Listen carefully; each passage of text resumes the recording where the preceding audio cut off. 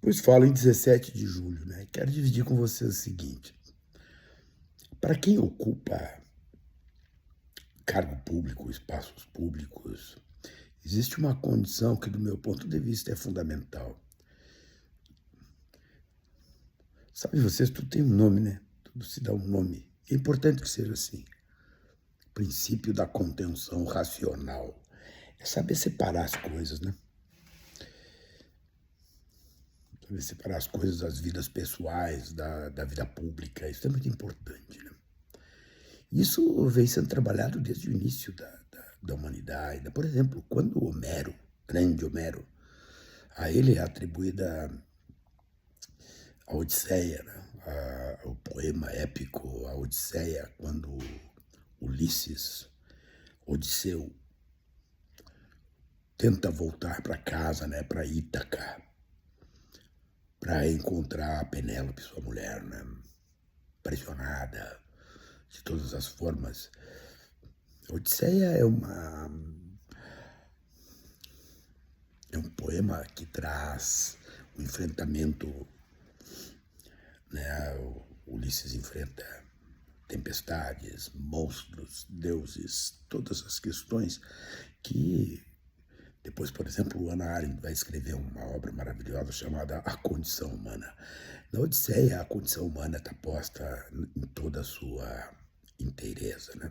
Ela pega as formas com que o ser humano se relaciona e desnuda. Agora, isso existe, na minha opinião, a cultura, o mundo da cultura, né, para facilitar a vida, né? Não é para ficar se jactando,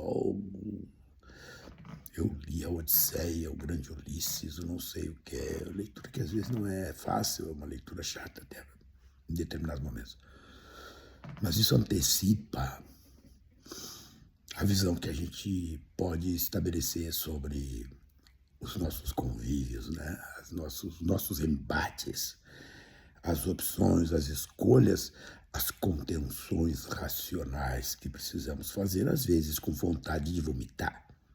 Às vezes tu está olhando para a cara de uma pessoa com vontade de vomitar e não dá para vomitar. Por várias razões. A primeira é pelo ambiente onde tu está. A segunda, porque às vezes a pessoa nem o teu vômito merece, né? Mas não é que Homero cria uma situação, né, que Ulisses voltando para casa, a feiticeira conta para ele, né, para Ulisses, cuidado, quando passar por determinada ilha, Circe, a feiticeira é Circe, lá é a ilha das sereias, e as sereias, elas cantam, e quando elas cantam, elas atraem os marinheiros para o mar, e os marinheiros são mortos pelo mar, né, pela fúria do mar, atirados contra os rochedos. E o Ulisses pensa que ele quer ouvir o canto da sereia, ele precisa disso, então ele pede aos marinheiros que o amarrem no mastro do navio e orienta. Tudo que eu fizer, tudo que eu pedir, tudo que eu ordenar, tudo que eu mandar, não me desamarrem. E providenciou cera de abelha, colocou, disse aos marinheiros que protegessem os ouvidos com cera de abelha e fossem até a ilha porque ele queria escutar o famoso canto da sereia.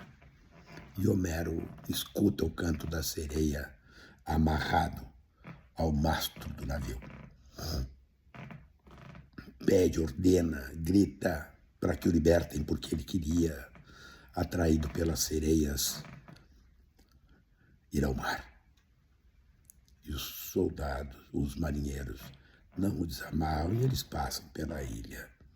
E Homero conhece o canto da sereia sem a ele sucumbir. Isso, gente, acontece todos os dias conosco, ainda mais uns trouxas. Tem uns trouxas por aí, que de trouxa não tem nada, porque são candidatos a isso, candidatos àquilo, que se juntam com outros trouxas que são usados pensando que estão matando a pau, que não percebem que logo ali existe o rochedo e que a fúria do mar não dá bola. para Salamaleques.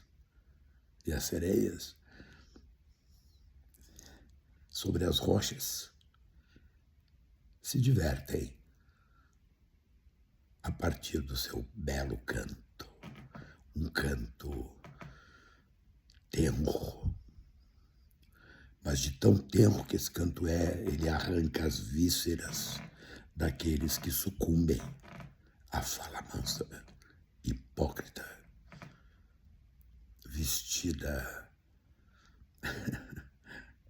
de falsa erudição. É muito interessante isso. A gente vive isso todos os dias. Todos os dias. E aí tu pensa nisso, né, cara? Se eu estivesse falando isso pro meu avô, o meu avô dizia assim, mas para que tu teve que me contar toda essa história? Nem precisava. Minha família sempre disse, quer fazer, faz. Só não pensa que eu não estou vendo o que tu está fazendo. É punk isso, né? Só que nós precisamos trazer essas histórias, porque às vezes eu vejo pessoas destruindo pessoas com uma desonestidade de entristecer. Por quê? Porque as pessoas que estão sendo expostas, estão sendo colocadas, sabe, à disposição dos rochedos, foram aquelas pessoas que ajudaram esta que a está destroçando. A fala mansa, a sereia chama para o rochedo. Não fazem que nem Ulisses fez. Ó, toma aqui a cera de abelha, te protege, tu foste meu parceiro, te protege do canto, o meu canto ele mata. Toma aqui, deixa que os outros sejam mortos, não. Faz questão, e faz a primeira vez, e faz a segunda vez, e faz a terceira vez. E eu o que que faço? Dele cera de abelha nos ouvidos, para não cair neste encantamento, nesta falsidade.